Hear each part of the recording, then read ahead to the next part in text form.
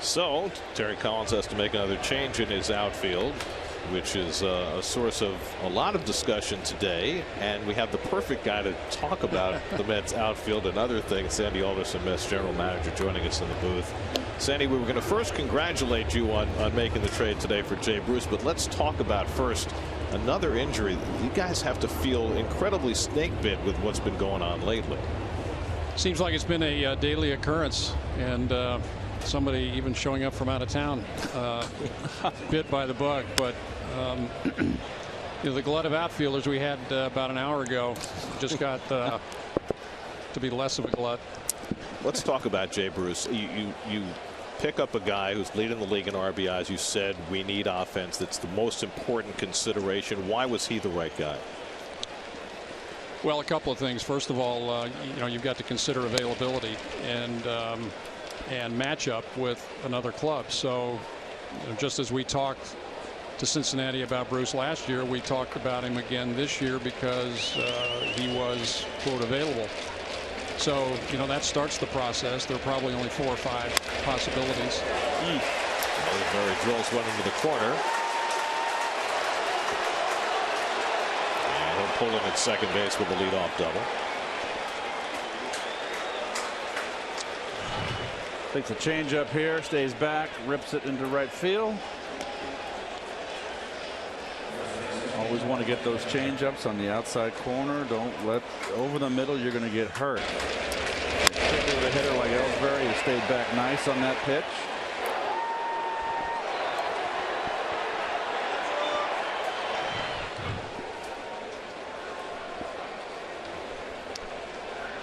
It's a tough matchup for Verrett. A lot of left-handed hitters, a lot of guys that can put the ball out of the park, but he's done a nice job so far tonight.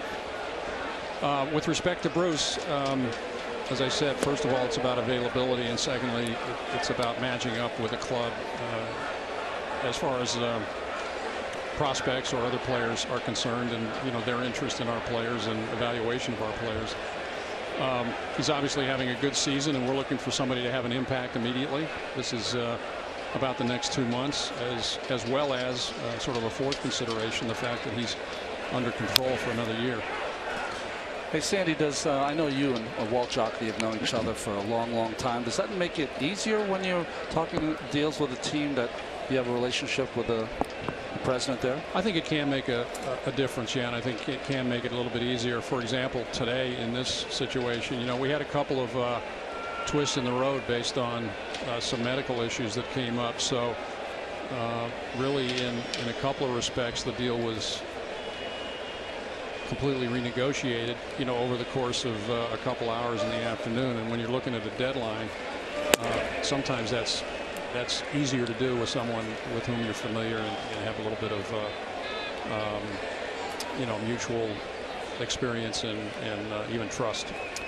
How do you envision the center field situation? Now, Arruziana was going to be your center fielder against left-handers, and now we don't know the extent of his injury, but it seems like we have a lot of corner outfielders. And how do you envision center field? Yes, center field is tough, given the fact that the offense has been so anemic, and we've, in this case as well as in a couple of others, for example, putting Conforto in center field, sacrificed a little bit defensively, at least in the traditional sense, for the opportunity to get more offensive punch in the lineup. And that's been kind of a problem we've had, not just this year, but in the past couple of years, where we've had to make a couple of compromises in order to try and juice up the offense a little bit. So, I would expect that center field is going to be a default position for a couple of guys, depending, for example, on Cespedes. 1, his availability, and 2, his desire to stay in left field. I think Bruce is pretty much a right fielder. He's got a decent right field arm, and we think his defensive ability is a little bit better than the metrics would suggest. But there's no question that we're going to have to mix and match in center field and probably give up a little bit defensively. Now, you made the point during your press conference, and it's an important one, that Bruce is under control for next year. He has an option on his contract, and that protects you in part in case Cespedes opts out after this year. But what about Cespedes right now? He's been in and out of the lineup for weeks now. Hasn't played now for the last couple of days. I know you have 5 DH games coming up, and Terry intimated that he'd like to get him back in center field if he could. But what's your level of concern right now with Cespedes? Well, I think as time has gone on, the level of concern has gone up, and you know, that's because the leg simply hasn't gotten better. Now, it may be no worse, it may be about the same. I don't know the answer to that. Only he does. But I think if it were not for the 5 games coming up against the American League in their ballpark, that we will be able to DH him, that we would have seriously considered putting him on the disabled list, because you know, we can't live with anybody really in the lineup for a day, out for a day, unavailable to pinch hit, those kinds of things, which unfortunately you know, relate to his leg injury.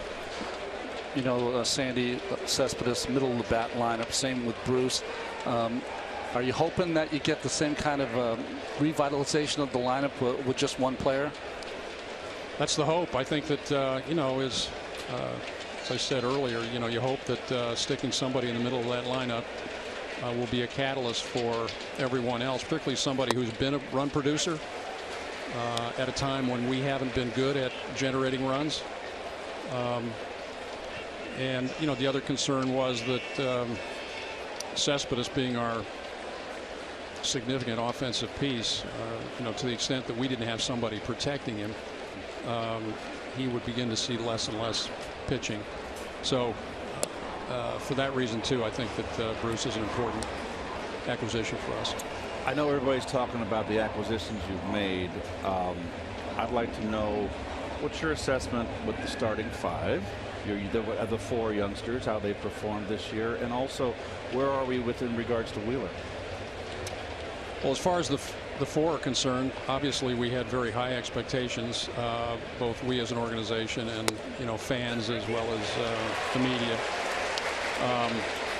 You know, as a group, I think that they've performed well, maybe not up to the expectations that people had, simply because those had gotten almost mythical in proportion.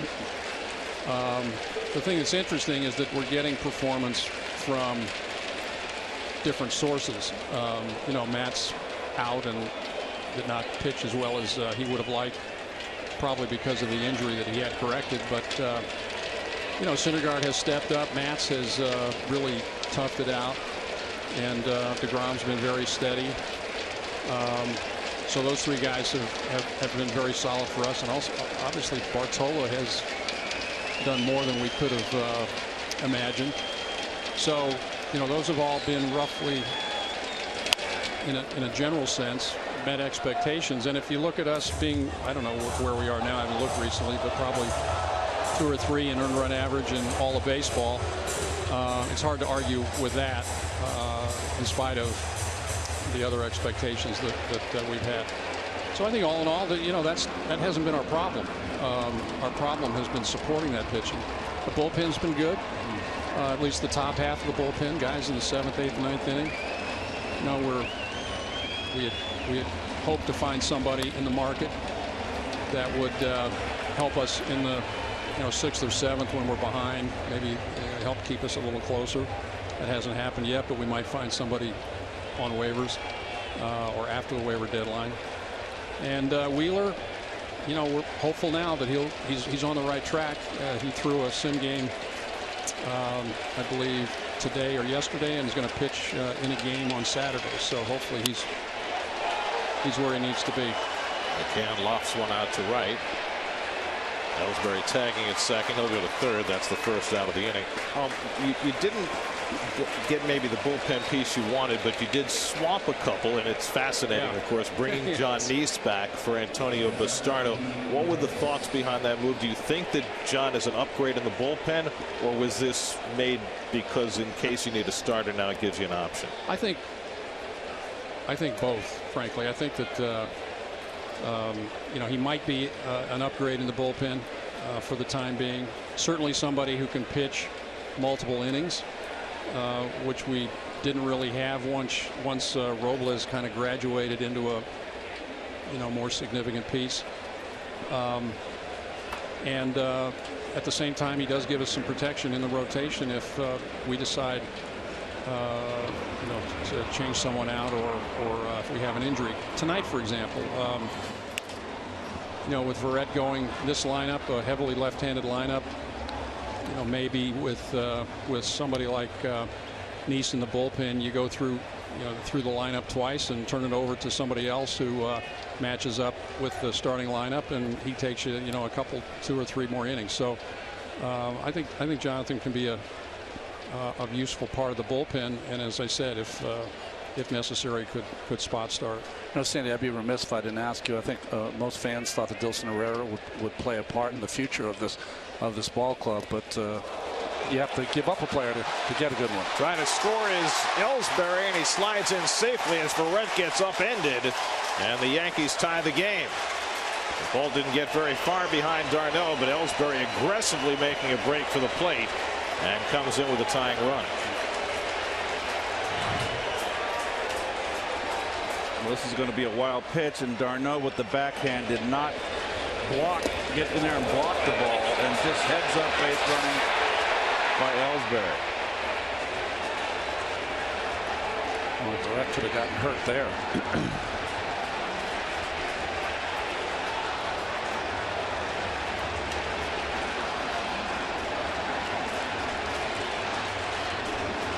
There's a lot of tumbling going on there. Shera moved to second on the play. 1-1 to Gregorius with 1 out.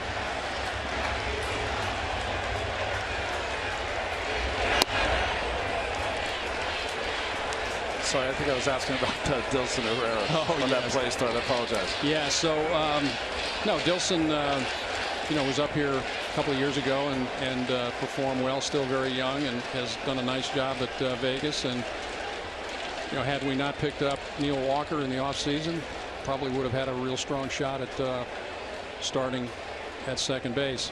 I think a couple of things that first of all, you got to give up something to get something. Conforto over, and that's the second out. And we did that. Secondly, our middle infield situation is actually looking pretty good right now. We've got obviously Jose Reyes was re-signed.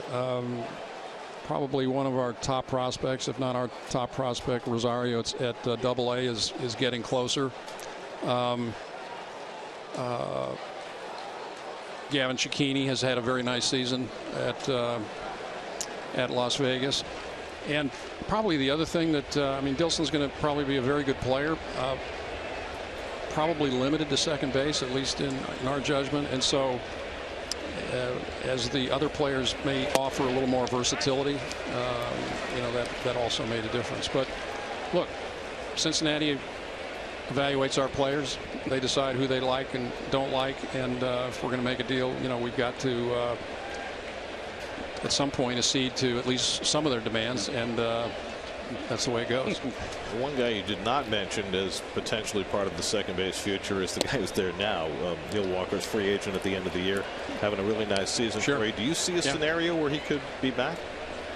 Oh, sure. I never eliminate any possible scenario. No, he's done a very nice job for us, and the assumption I think by most was, well, he's in his free agent year, etc. But as demonstrated by Cespedes last year, you never know exactly how these things are going to turn out. Off the plate to Castro, 2-1. Just before we let you go, we have you up here occasionally to comment and watch, but what do you normally do during games? Are you watching? Are you hiding? I know we read Moneyball. Billy Bean likes to hide. What do you do during? I do a lot of different things. Sometimes I'll sit in my office and watch the game from my window with the TV on, so that I can see the game real time, and then also with the replays and so forth. Sometimes I'm in the box. Sometimes I'm walking around. Occasionally I'll jump in my car and drive around. I don't want to watch the 8th inning. I don't want to watch the 9th inning. I get on Junction Boulevard or Astoria.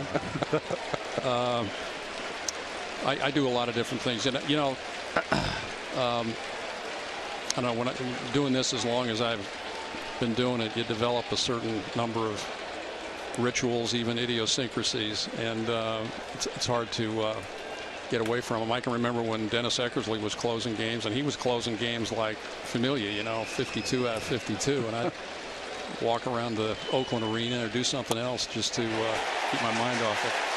Sandy, thanks so much for spending some time with us. I know this has been an incredibly busy time for you, and congratulations on making the Bruce trade. It's going to be fun to watch. Well, thanks very much for having me. Okay, guys, thanks. And Sandy Alderson, Mets general manager, joining us. Yankees tied up 1-1 in the fourth.